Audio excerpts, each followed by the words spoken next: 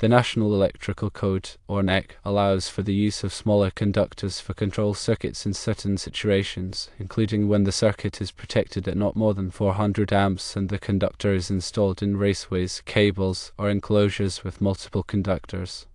In the situation at hand, the control circuit is protected by 60 amp fuses, which is below the 400 amp limit. Additionally, the conductors are installed in a raceway, in this case the electrical heater. Table 430.249 provides the rating factors for THWN Class 1 conductors in raceways with 3 or more current carrying conductors.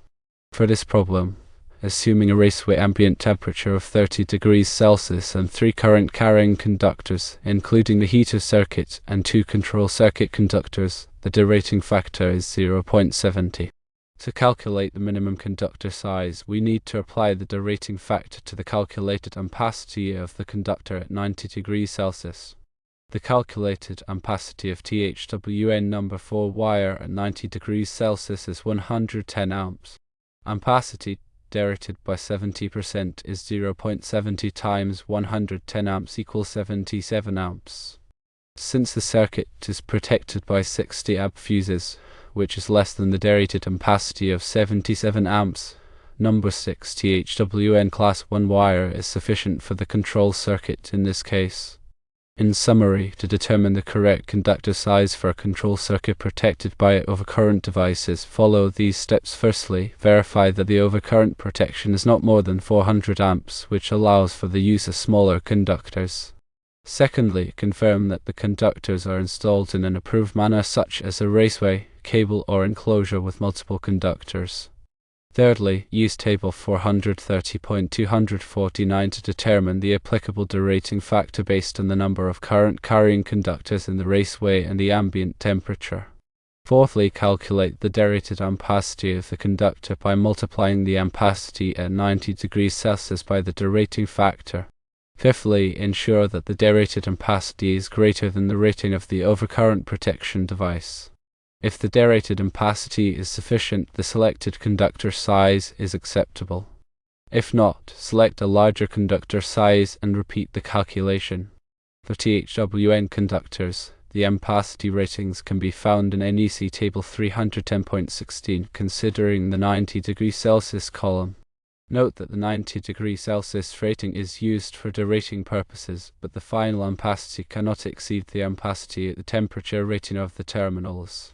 In practical applications, it is crucial to consider the termination temperature ratings of the equipment being used.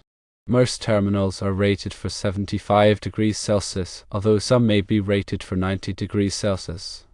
The lowest temperature rating between the conductor, the terminals, and the equipment determines the maximum ampacity that can be used. If the terminals are only rated for 75 degrees Celsius, then the ampacity of the conductor must be based on the 75 degrees Celsius column in Table 310.16, regardless of the conductor's insulation temperature rating. In the initial calculation, we assumed a raceway ambient temperature of 30 degrees Celsius and 3 current carrying conductors. The number of current carrying conductors significantly impacts the derating factor.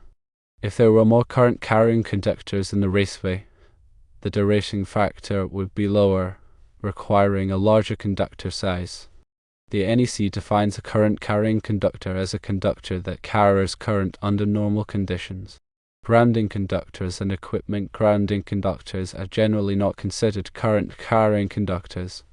Neutral conductors may be considered current carrying conductors under certain circumstances, such as when they carry significant unbalanced current from nonlinear loads. When using Table 430.249, it is essential to accurately determine the number of current carrying conductors to apply the correct derating factor. For example, if there were 7 current carrying conductors in the raceway, the derating factor would be 0.70. This would significantly reduce the allowable ampacity of the conductor, potentially requiring a larger conductor size. In some cases, it may be more economical to install separate raceways with fewer conductors to avoid derating. This decision depends on the specific installation requirements and the cost of materials and labor. The NEC also provides specific requirements for control circuit transformers. If a control circuit transformer is used, the primary and secondary conductors must be protected in accordance with NEC Article 450. The overcurrent protection for the primary side of the transformer must be sized appropriately based on the transformer's voltage and current ratings. The secondary side of the transformer must also be protected, typically by fuses or circuit breakers, to protect the control circuit conductors and equipment. When sizing control circuit conductors, it is essential to consider the voltage drop in the circuit. Excessive voltage drop can cause equipment to malfunction or operate inefficiently. The NEC recommends limiting voltage drop to a maximum of 3% for branch circuits and 5% for feeders. To calculate voltage drop, you need to know the conductor's length, the current flowing through the conductor, and the conductor's resistance. Online voltage drop calculators are available to simplify this calculation. If the calculated voltage drop exceeds the recommended limits, you may need to increase the conductor size to reduce the resistance and minimize voltage drop. In addition to voltage drop, it is also important to consider the impedance of the control circuit. Impedance is the total opposition to current flow in an alternating current circuit, including resistance and reactance. High impedance can cause voltage drops and affect the performance of control circuit devices.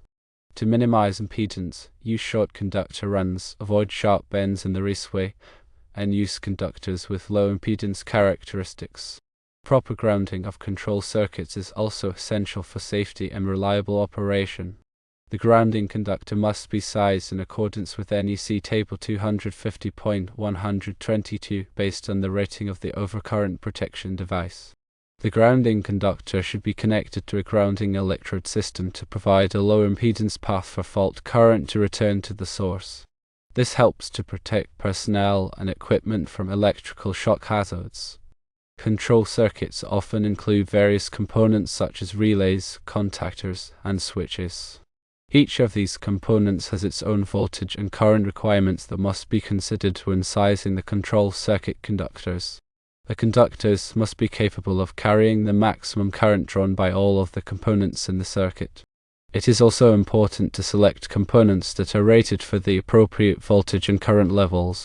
Using components that are not properly rated can lead to premature failure and safety hazards. In some cases, control circuits may be subject to harmonic currents. Harmonic currents are caused by nonlinear loads such as electronic ballasts and variable frequency drives. These currents can cause overheating of conductors and equipment, as well as voltage distortion. To mitigate the effects of harmonic currents, you may need to use larger conductors, install harmonic filters, or use equipment that is designed to withstand harmonic currents. When installing control circuit conductors in raceways, it is important to follow the NEC requirements for fill capacity. The NEC specifies the maximum number of conductors that can be installed in a particular size of raceway. Exceeding the fill capacity can cause overheating of the conductors and make it difficult to pull the conductors through the raceway. The NEC also specifies the minimum bending radius for conductors. Bending conductors too sharply can damage the insulation and reduce the conductor's ampacity. It is important to use the proper bending tools and techniques to avoid damaging the conductors. When terminating control circuit conductors, it is important to use the proper connectors and tools. The connectors must be rated for the size and type of conductor being used. It is also important to torque the connectors to the manufacturer's specifications to ensure a secure and reliable connection. Loose connections can cause overheating and lead to equipment failure. Control circuits are often used in hazardous locations where flammable gases, vapors, or dust may be present. In these locations, it is important to use explosion-proof or intrinsically safe equipment and wiring methods. The NEC provides specific requirements for wiring and equipment in hazardous locations. It is essential to follow these requirements to prevent explosions and fires. Control circuits are also used in sensitive electronic equipment such as computers and programmable logic controllers, or PLCs. In these applications, it is important to protect the control circuits from electrical noise and interference. Shielded cables, filters, and surge suppressors can be used to minimize noise and interference. Proper grounding is also essential for reducing noise and interference. When troubleshooting control circuits, it is important to use a systematic approach. Start by checking the power supply and the overcurrent protection devices. Then check the wiring and the components in the circuit. Use the multimeter to measure voltages and currents to identify any faults. If possible, use a wiring diagram to help you trace the circuit and locate any problems. Always follow safety precautions when working on electrical circuits. Wear appropriate personal protective equipment, or PPE, such as gloves and safety glasses. Energize the circuit before working on it whenever possible.